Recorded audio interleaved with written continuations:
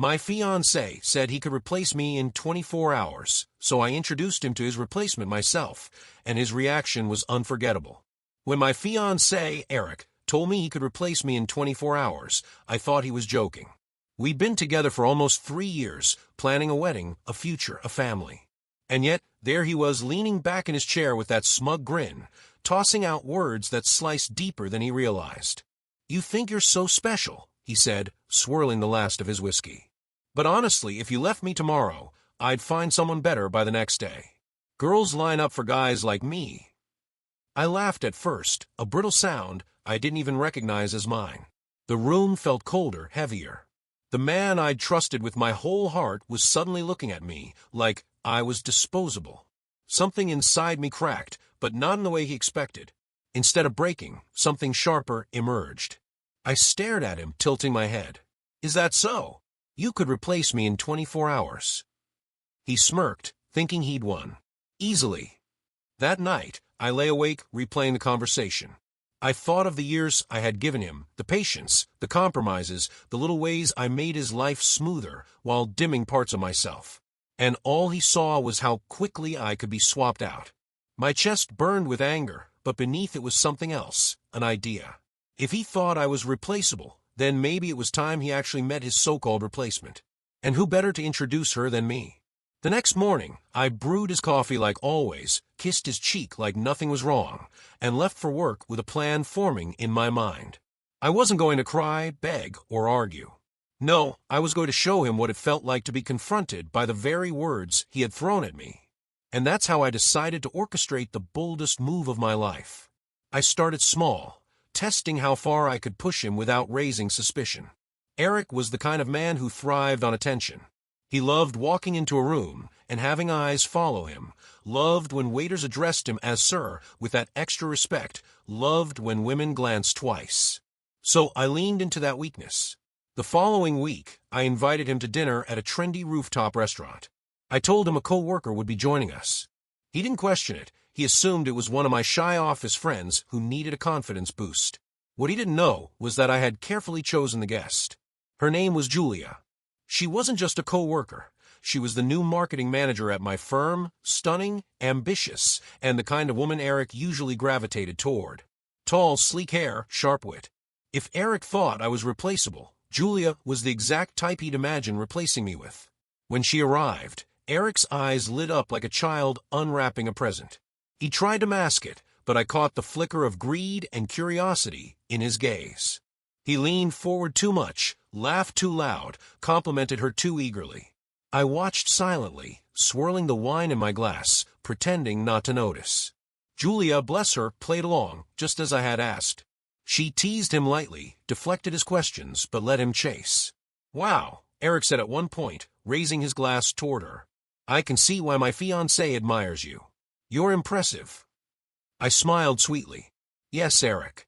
She's everything you said you could find in 24 hours, isn't she?" The words landed heavier than I expected. His smile faltered for a split second, but he recovered quickly, laughing it off. "Come on, babe, you know I didn't mean that literally." But the way he shifted in his seat told me I had hit exactly where it hurt. And that was only step one. Over the next few days, Eric kept asking about Julia. Not directly, of course. He was too sly for that, but in little ways that revealed more than he realized. "So, does Julia always come up with ideas like that at work? Does she, have a boyfriend? She seems very driven. You two must get along well."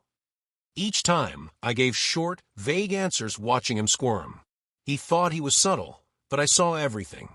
He was already picturing what it would be like to replace me, and the thought both disgusted and thrilled me. Because I wasn't done. One evening, I told him I had a surprise. I asked him to meet me at a cafe downtown. He walked in, scanning the place until his eyes landed on us, Julia and me, seated side by side, laughing over cappuccinos. His expression was priceless. He tried to act casual, but his jaw tightened. He slid into the seat across from us, giving me a quick kiss on the cheek before turning his full attention to Julia. I leaned back, sipping my coffee. "Eric, I've been telling Julia all about you. She was curious to meet the man who claims he could replace me in a single day." The words dropped like a stone in the quiet cafe. Eric froze, then chuckled nervously, glancing between us. Babe, I was just teasing when I said that. Julia arched a brow, playing her part flawlessly. Really? Because it didn't sound like a joke when you told me last week at dinner that you'd never have trouble finding someone new. Eric's face turned red. He stammered something about being misunderstood, but the damage was done. He knew I had cornered him, made him face the arrogance of his own words. And still, I wasn't finished. Because the replacement wasn't just Julia. Not really. The real twist was yet to come. Eric tried to laugh it off, but I could see the unease creeping into his perfect little mask. For a man who prided himself on control, he wasn't used to being the one caught off guard. That night, after Julia left, he confronted me in the car. "You're making me look stupid," he snapped, gripping the steering wheel tighter than necessary. I tilted my head, feigning innocence. "Am I? Or are you just uncomfortable facing your own words?" He didn't answer, just drove in silence. But I noticed how restless he became, checking his phone constantly, pacing when he thought I wasn't watching. He was worried, though he wouldn't admit it. The following weekend, I took things a step further. I invited Eric to a small get-together at my apartment, just a few close friends. What he didn't expect was that Julia would be there again, this time with someone else. His name was Daniel. Tall, charming, the kind of man who didn't need to boast to command attention. And Julia made sure to stay close to him all night, laughing at his jokes, her hand brushing his arm. I watched Eric closely. His smile tightened. His jaw clenched. He poured himself another drink a little too fast. For someone who claimed he could replace me in 24 hours, he didn't look very confident now that his so-called replacement was happily out of reach. At one point, Daniel excused himself to take a call, and Eric leaned toward Julia. "So you and him? Is that serious?" Julia shot him a sly smile. "Serious enough." I caught his eyes then, and for the first time, he couldn't hold my gaze. That's when it hit me. Eric didn't want to replace me. He just wanted to believe he could. The difference was subtle but powerful. And I was about to show him that even the illusion of power was slipping through his fingers.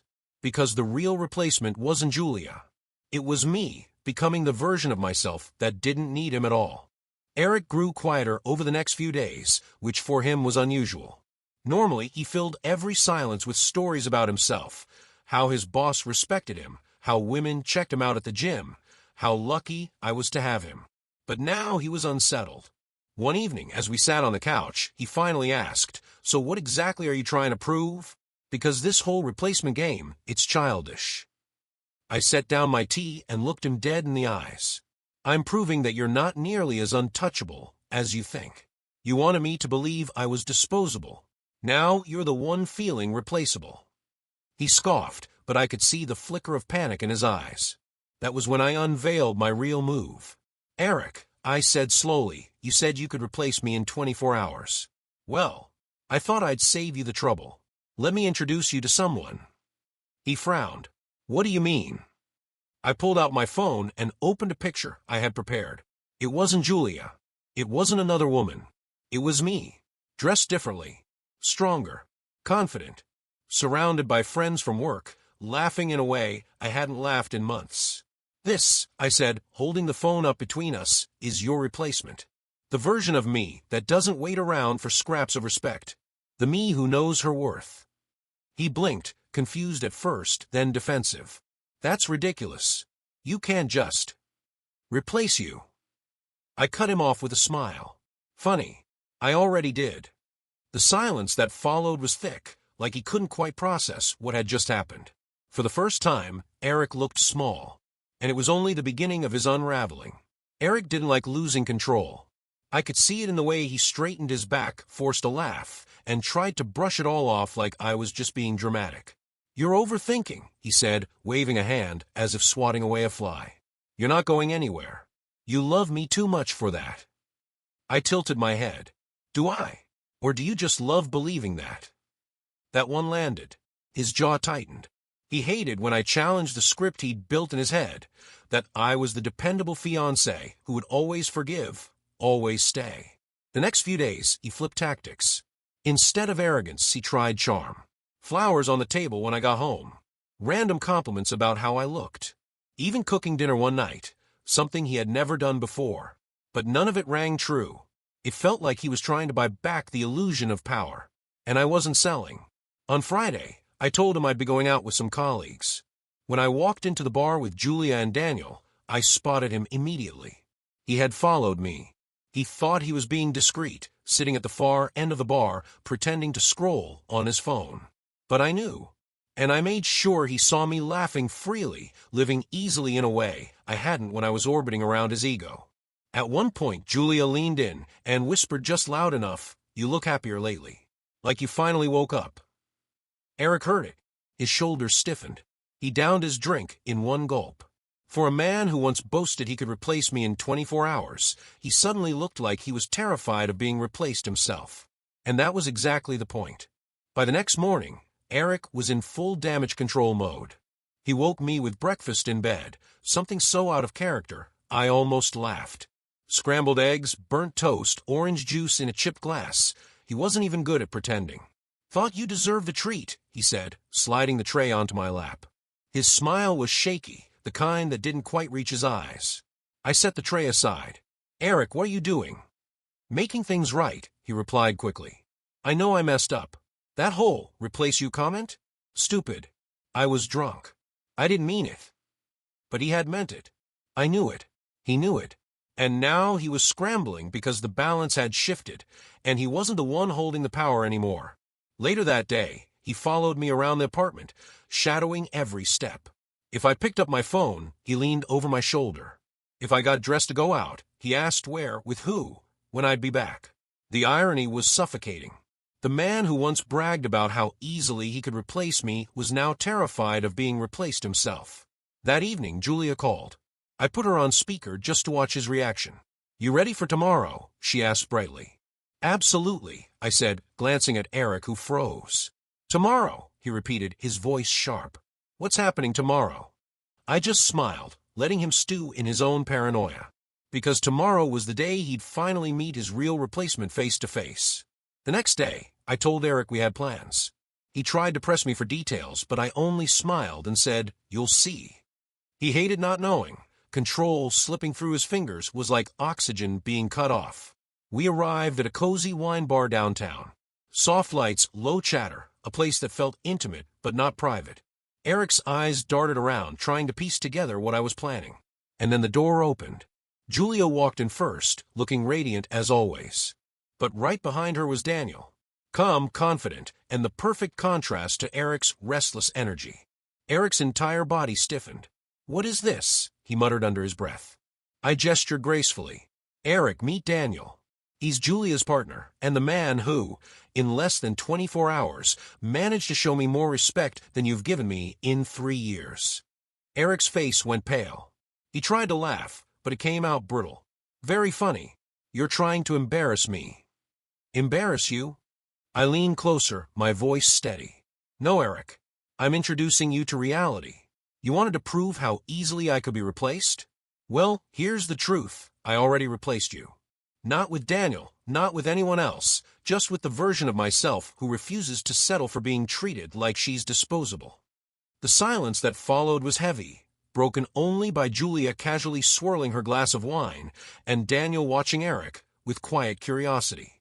Eric slammed his hand on the table. "This is a joke. You can't just throw away everything we've built." I held his gaze unflinching. "You did that the moment you told me I was replaceable." For the first time, he had no comeback. And I knew then I had finally won back every piece of myself he tried to take. Eric's pride was bleeding out in front of me, but he still wasn't ready to let go. He leaned forward, lowering his voice so only I could hear. "Look, I was wrong. I get it. But don't do this. You and me, we've got history. You really want to throw that away for what? A little performance?" I almost pitied him. Almost.